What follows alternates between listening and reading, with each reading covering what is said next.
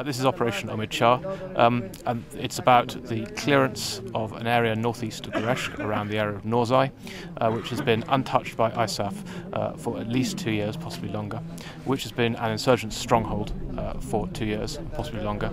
And the second part after the clearance is the building of a 100-man PB to be called PB Hazrat on top of Mohammed Karim Calais Hill, overlooking Gareshk and the approach to Gareshk.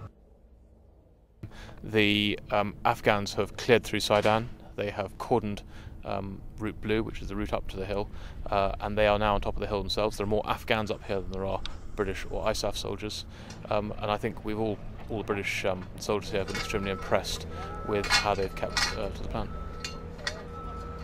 So far, everything's actually gone as planned.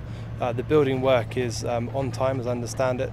The initial phase of the operation exactly met the timeline set out during the planning phase, so it's all gone pretty well so far.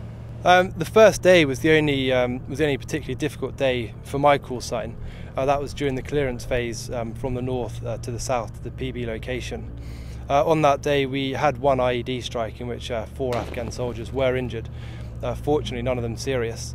That was obviously a bit of a low point, but the positive from it was that the A&A cracked straight on with the job. There was no pause, no delay.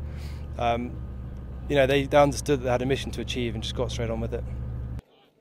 Well, I think we've all been hugely encouraged by the performance of the Afghans on this operation.